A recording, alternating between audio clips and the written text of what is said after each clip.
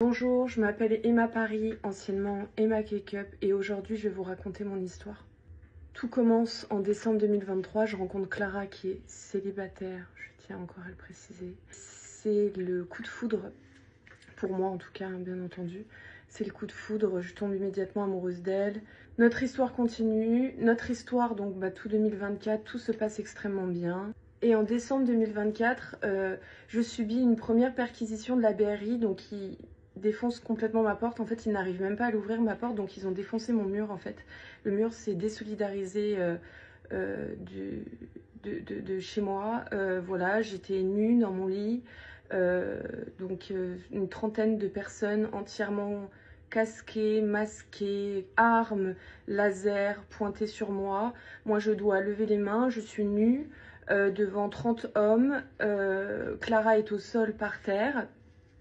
Voilà, ça a été déjà une première perquisition extrêmement dure à vivre. C'est un traumatisme qui restera à vie.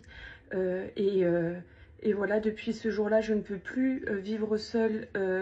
Je suis toujours obligée d'être avec quelqu'un. J'ai l'impression que je suis traquée par la police alors que je ne fais rien d'illégal, mais j'ai l'impression qu'ils me suivent en permanence. Dès que je vois des policiers, j'ai peur. Pile un mois après, donc le 13 janvier 2025, la brigade des stupéfiants d'Angers sonne chez moi à 16 h. Perquisition à nouveau.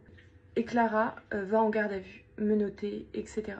Ils fouillent encore une fois l'intégralité de ma maison. Ils mettent mon téléphone sous scellé, le mien. Par contre, ils n'ont rien trouvé d'illégal chez moi. Je tiens quand même à le préciser. La police revient récupérer quelque chose. La police donc me dit on cherche un téléphone. Ils reviennent chercher le téléphone de Clara. Ils me poussent dans les escaliers, je déboule tous mes escaliers, voilà, ils m'ont poussé, j'ai encore, dites-vous que c'était en janvier, j'ai encore la trace de l'hématome sur la cuisse. Voilà, ils me tirent par les cheveux, ils me soulèvent comme ça par les cheveux, comme un animal, on m'insulte, on me traite de tous les noms. J'ai déposé une plainte à l'IGPN qui a malheureusement été classée sans suite. J'ai été vraiment traumatisée, j'ai eu un stress post-traumatique de cette dernière perquisition qui a été vraiment très dure et encore aujourd'hui c'est très compliqué. Donc Clara est incarcérée le 17 janvier 2025 après 96 heures de garde à vue et elle est incarcérée à la maison d'arrêt de Carquefou à Nantes. C'est la fin du monde. C'est la fin du monde pour moi, mon monde s'écroule. Je suis déjà traumatisée de cette perquisition. Je suis horrifiée pour Clara, l'amour de ma vie, qui est incarcérée. Je ne veux pas qu'elle vive ça. Je suis mais horrifiée et j'ai pas les mots. Bref, avec ma mère, on décide donc de lui déposer un sac aux nouveaux arrivants. Donc on fait 600 km aller-retour. Je savais très bien que j'allais pas la voir. Je déposais juste un sac pour qu'elle ait des vêtements.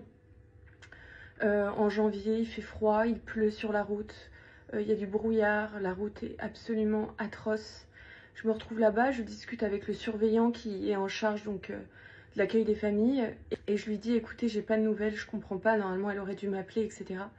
Et il regarde son dossier et il me dit vous avez une interdiction de communiquer jusqu'au procès. Donc là, ça a été la douche froide pour moi, ça a été extrêmement compliqué parce que je me suis dit mon Dieu, mais le procès ça va pas être dans quelques mois, c'est une affaire très grave, très importante, elle n'est pas seule dans cette affaire, le procès ne va pas être tout de suite. Je vais lui parler dans 1 an, 2 ans, enfin mon monde s'écroule. Je rentre avec ma mère donc chez mes parents, donc depuis janvier je vis chez mes parents. Je décide quand même de forcer et de demander un permis de visite pour Clara avec une lettre de motivation entre guillemets, enfin voilà. Je l'envoie au juge. Je l'envoie à la prison, et je l'envoie à la maison d'arrêt de Carquefou. Je fais toutes les démarches possibles et inimaginables. Je suis en contact avec l'avocate de Clara. Je lui transfère tous les papiers, je prends tous les papiers qu'il faut, etc. J'essaye de tout faire. Je lui demande donc, vous pensez combien de temps elle va rester là-bas, etc. 2 semaines après, je reçois un papier comme quoi mon permis de visite a été accepté et que je peux aller voir Clara. Donc la joie à l'état pur. Je suis tellement heureuse d'aller la voir au parloir. Donc je me rends au parloir, je prends le train. J'arrive là-bas, je la vois enfin, les larmes, j'arrivais pas à m'arrêter de pleurer. C'était un moment horrible, mais en même temps, j'étais extrêmement heureuse de la voir. L'univers carcéral, moi personnellement, j'étais jamais allée au parloir de ma vie. C'est très dur à vivre la première fois, c'est très compliqué psychologiquement. C'est très froid, c'est la prison, quoi. Et c'est vraiment dur. Je pensais jamais vivre ça dans ma vie, mais j'étais prête à l'affronter pour Clara parce que je l'aime plus que tout. Et je me suis dit, je l'attendrai le temps qu'il faut et je prendrai...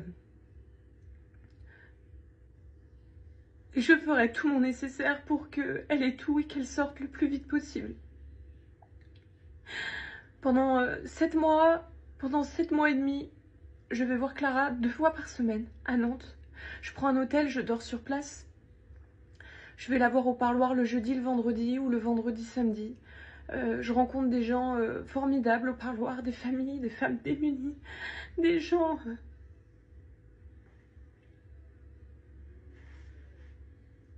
J'essaye d'aider les gens au maximum parce que je suis brisée par leur situation, etc.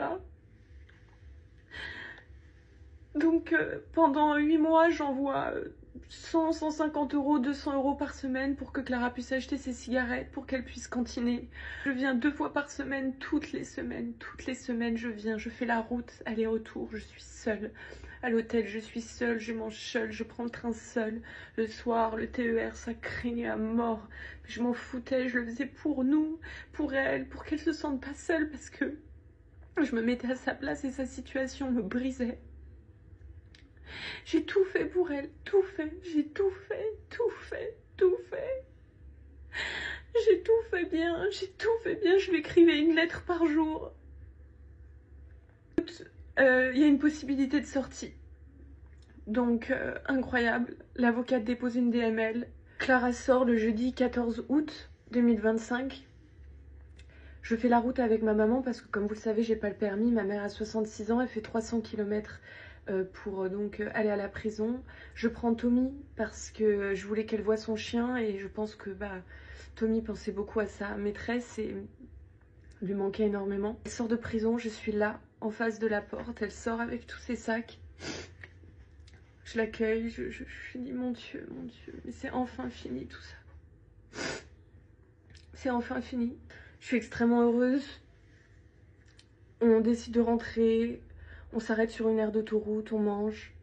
J'entends un peu Clara pleurer à l'arrière de la voiture. Je me dis qu'elle est heureuse de rentrer et que c'est enfin fini toutes ces histoires et que notre vie va pouvoir reprendre, même si je sais qu'il y a un avant, après la prison, mais au moins on est ensemble et c'est le principal. On rentre chez mes parents le jeudi.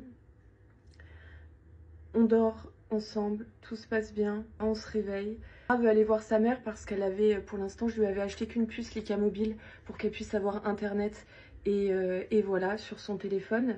Donc Clara va voir sa maman et on décide d'aller dans une boutique SFR pour qu'elle achète sa puce avec son vrai numéro de base basique. C'est relié à tous ses comptes, c'est pour qu'elle se connecte à nouveau.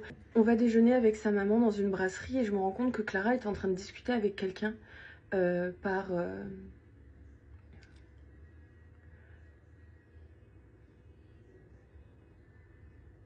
SMS. Je comprends pas trop. Clara me dit ouah, j'ai marqué les esprits, tous les bleus, donc les surveillants parlent de moi. Je suis iconique, j'ai marqué les esprits, tout le monde parle que de moi. Donc moi je la regarde, je dis mais tu parles à qui en fait là, je comprends pas. Elle me dit je parle à Lise Vaudour. Première nouvelle, donc déjà j'étais même pas au courant. Cette femme donc a posé problème toute l'incarcération de Clara suite aux rumeurs, tout ce qui est sorti, aux personnes qui étaient incarcérées, qui avaient un téléphone qui m'envoyait des messages, aux personnes qui sortaient de prison et qui me disaient écoute j'étais avec elle dans la prison, je te le dis, il se passe quelque chose, etc. Clara a toujours nié lors de son incarcération quand je l'avais à la cabine, plusieurs fois par jour. A toujours nié, a juré sur la tête de son neveu qui a 2 ans qu'il ne se passait rien. Elle même m'engueulait